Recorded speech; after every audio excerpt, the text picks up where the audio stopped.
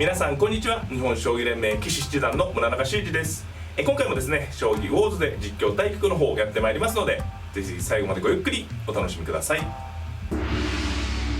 はい、ではね、早速対局の方やっていきたいと思います。今回も10分切れ負けで読み上げ音声をですね、竹富レイ、女流初段に設定してあります。あなたが後手です。はい、私後手番ですね。対局開始。相手三間飛車を得意戦法とされている方ですね。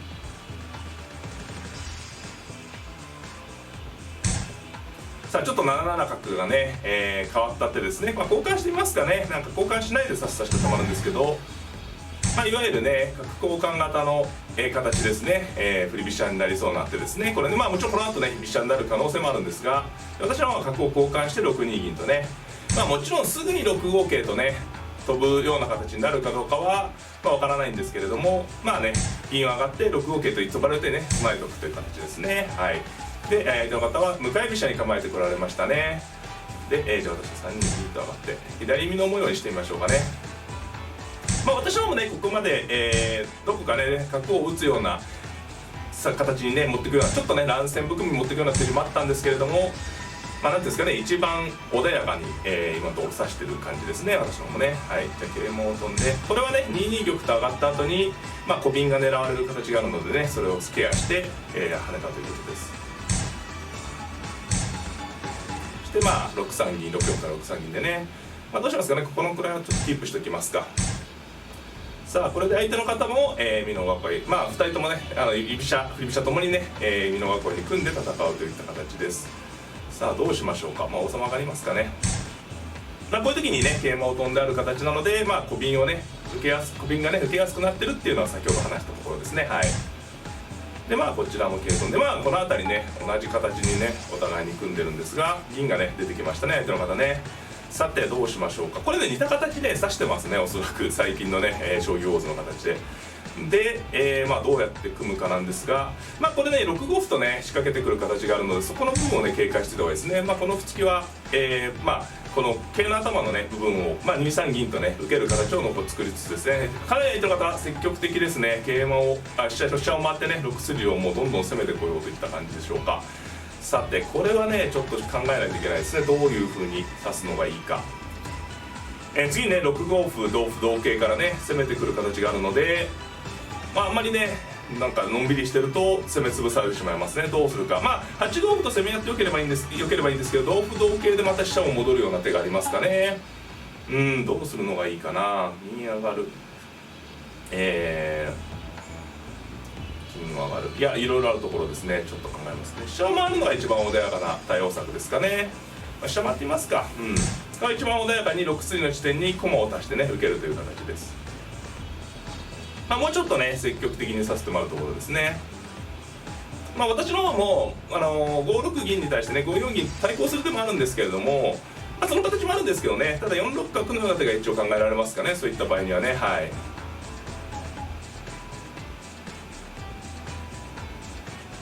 このね形、実は似た形をね以前も多分解説させていただいたと思うんですけどね、解説したと思うんですけど、やはりこの美濃囲い硬いんですよね、非常にね。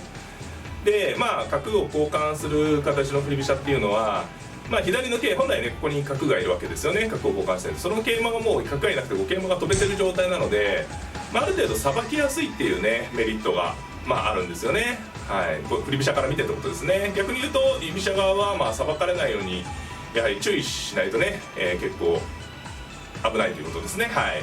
これ銀かけって追いかけてきますかね。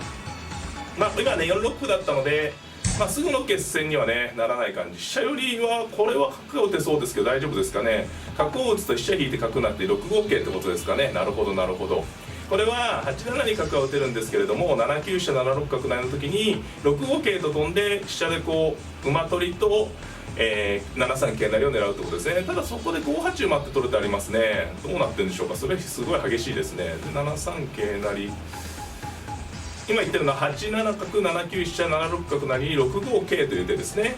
で同歩ですと馬取られちゃうんですけど5八馬と取って、同金なら6五歩でね、金桂と角の交換で、2枚替えで優勢なんですけれども、5八馬の時にまた7八桂成って手がありますかね。いや非常に激しいですね。それはどうなんだろうか。それで馬を寄ると7分。いやまあそれはね、こちらが選ばなくてもいいところなのでね、選ぶ権利はこっちにあるんで、選ばないといけますから、金があってね、これ非常に冷静な手です。角打っちゃってもよかったんですよね。角打つのもあったと思うんですけどね、この試合よりは微妙な手でしたね。角打てたかもしれないです。難しいところですね。そうですね、飛車戻りました。次は角打たれてね、この金が安定してるんで、ということでね、飛車を戻ってきました。どうしますかね。飛車引いとくのが形かな。銀冠を目指してもね、すぐに動かれる感じはないと思うんですが、やってます。銀冠目指してますかね。この軍がね、勢力が拮抗してるんでね、何かこの瞬間怖いんですよね。何か暴れる手がなければ、角打ってきましたね。やはり、この金を狙ってね、なるほどなるほど、なるほどという感じですね。これはこの金が浮いているので、例えば8三金ですと7五歩とついてね、追い打ちをかけようってことで、この形が分かれた形でね、手を作ってきましたね。どうですかね。ただ金やこっち上がって受けてみますか。これですと7五歩に同歩と取りやすいってことですね。この歩を取らせる指し方もありました。例えば具体的に言うと3二金とか上がってしまって、7四角に6三銀とかね、何か角成り防いでるというね感じ。ただ7四角の時にちょっと角成り受けにくいですかね、それですとね。今角をね手放していく。ただ私の方ね、今相手の方がねやはり非常に、鋭い方だなっていうのは、この2三銀っていうのはこれ非常にやっぱり見た感じ危ないですよね。危ない。なのでこの瞬間にね動いてくるということで、さあバリバリきましたね。これは同歩で、さあこれが怖いですよね、私の方としてもね。この角が間接的にこの金に効いてるので、慎重に受けないといけないですね。どう受けるか。同歩同桂ですので、同桂がいいかな。同歩同桂、同歩同桂で同桂同銀って感じですね。同桂がテクニックなんですね、こういう時ね。同歩同桂ですと当たりが強くなるので、あえて桂馬で取って、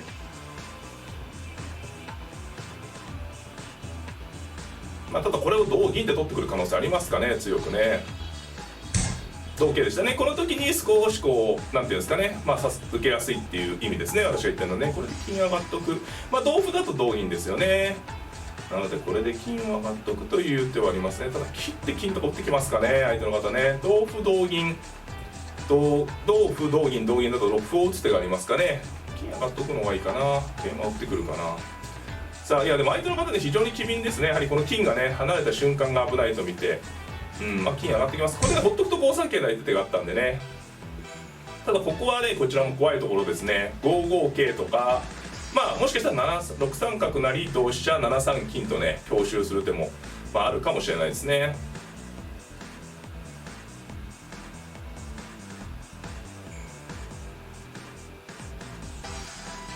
さあここはね次に、今年のこの金が上がれたので、次はね強く戦いやすいんですよ。やっぱりこの離れ駒が消えたので、こうなってくると次は6五歩と取ったりとか、7七角と打ったりとか、反撃しやすいんですけど、この瞬間が、桂馬得ですよね。この桂馬は取れそうなんですけど、桂得、いわゆるこちらから見て桂損で、相手の方の手番なので、ここはね、怖いところですね。具体的に言うと例えば5五桂と打つとか、6三角成同飛車7三金とかですね。5三桂成同金4一角成とやると、あるいは7三桂成同金4一角成とやれば馬ができますね。それも一つ考えられるところです。ただね金をボロッと取られる感じでもちろんなれるわけじゃないので、ちょっとね先手としてもねそれでもうちょっと効果的な攻めがないかなっていうのを考えてるのかもしれないですね。はい。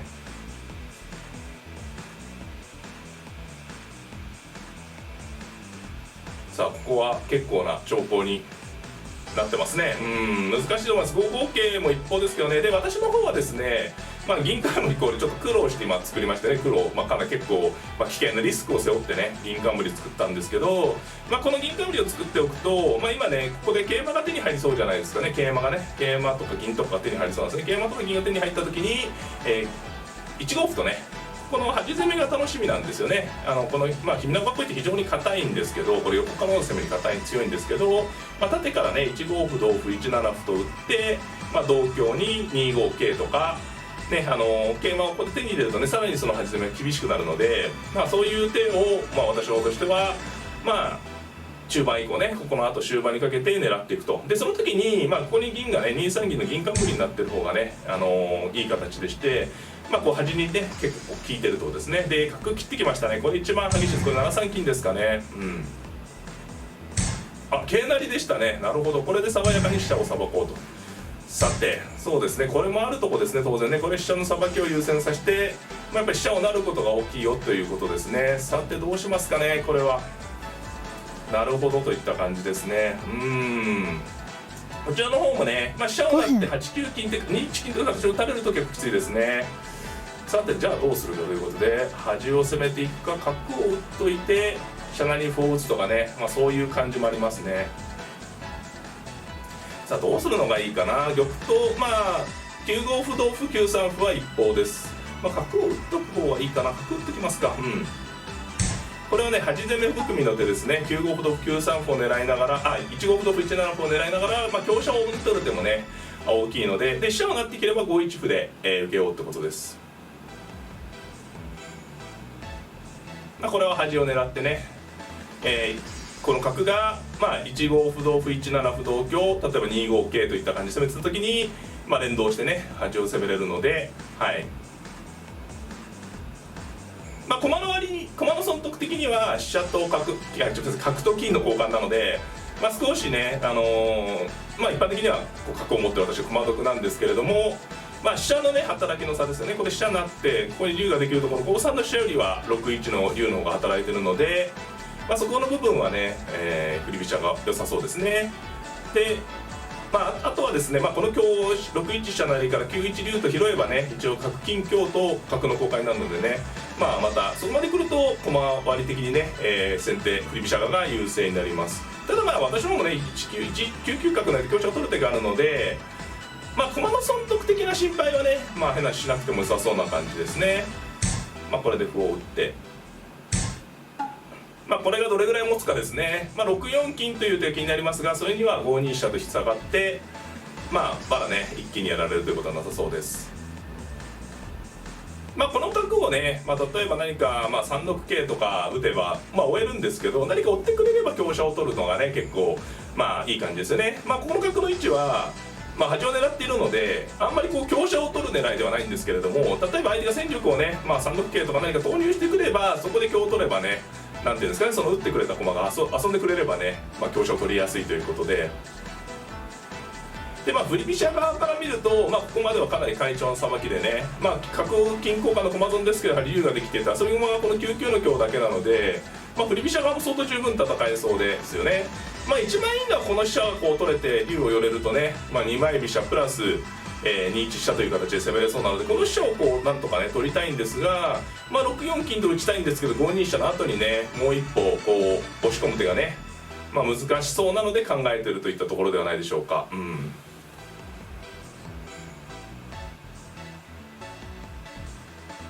あとはなんか6四歩とかね、今打ちましたね。ここと金攻め一つ考えられるっていうこと思ったらさすがですね。非常に強いですね。やっぱと金で攻めるのがねすごく大事なんですよね。これはもう端攻めますね。これでもうこのねと金攻めですよね。要するに歩で攻められた場合っていうのは粘るのが難しいんですよね、将棋はね。なんていうんですかね、手を持たせるのが難しいので、と金攻めに対してはもうなんていうんですか、攻め合いですよね、基本的には将棋の考え方として。やはりガイド型ねガリガリきましたね。これがね嫌なとこなんですよ。いや相手方非常にねしっかりしてます。これで飛車を取って竜を寄ればいいってね、先ほど言ったように飛車を取るのが大きいよってことですね。これは金で取って、さあ同歩成と来て、さあこれでどうするか、切って取っちゃいますかね。切って取りますか、飛車を切って、これ終盤戦ですね。これで端を取り込んでどれぐらいきついかどうか、これがね一回ね竜寄られるまでは大丈夫なんです。これでここ難しいですね。銀を打ち込んじゃう手もありますね。打ち込んで、あるいは桂馬を飛んで力を貯めておく手もあります。銀打ち込んじゃうのもあるな。銀打ち込んじゃいますかね。これはねもう角がねいるんで、これはねもう急がないといけないですね。5一竜と寄られると、もう先ほど言ったようにね2一飛車の、あるので、飛車を大将ね2枚飛車の攻めがあるので、もうガリガリね私の方も余裕がないということで攻めていきます。これはねかなり際どい勝負になりましたね。竜寄れればかなりきついですし、私もね、竜寄った時もう一回ね3一に桂馬とか、どっかで香車を取れば香車とか打てればねまだ持つんですけど、こうやってねこの角を軸に端を攻めて、これで要するにこの先ほど中盤の入り口言ったようにこの美濃囲い硬いんですけど、この展開ですとこの金銀3枚が働いてないですね。このね急所を攻めてるんでね。ですのでこれ多分3九玉ですかね、逃げる感じになると思うんですけど、そういったちょっとこう働きがね悪くなるというのが一応私の方としては狙い目。同歩でしたね。同歩は同歩成でこれで引こうってことですかね、王様を。一回ね銀を取ってから逃げるってことでしょうか。そうですね。さあこれでどうするかですね。いやいやと金を捨てて香車を成る、それがいいかな。で取ったら香を受ける。いや難しいですね。ここは迷います。6六角と打つ手も部分的にありますね。で銀を受けたら桂馬を打ってどんどん攻めちゃうような手もあるかな。取っていやどうなんだろうか。いやここはね分岐点ですね。何かこうと金捨てて香を取ったりしてゆっくり攻めていくとも、ゆっくりというかね少しこうスピードをダウンさせながらも攻めていくとこうなるところです。こちらは竜寄った後にどれくらい持つかなんですよね。手のスピードの関係なのでめちゃめちゃ難しいところですね。ここは王手もしてみたいところです。王手も銀合いですかね。王手だと銀合い、8八金だと4八玉、こちらは金銀3枚いるのでね、そこが相手の方としても狙いどころですね。さあどうするのがいいかな。角を打つと金を立って受けてくるんですかね。こう玉がねこう角を打ったら馬金って形になればね勝ちなんですけどね、そこの部分は相手の方もね、受けてくると思うので、と金捨てて香を取りますか。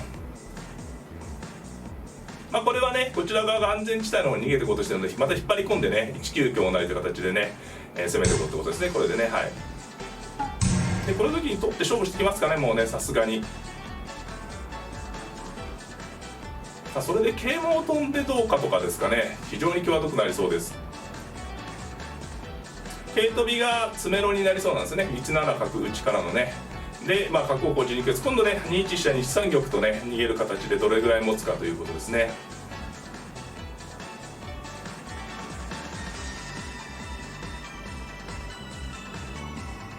次に1七角打ちと打っても同桂同角成同玉でまだ金打って収まがる形でね、まだ詰みはなさそうですね。同玉でしたら1六桂とか1七歩で追い打ちをかける感じですね。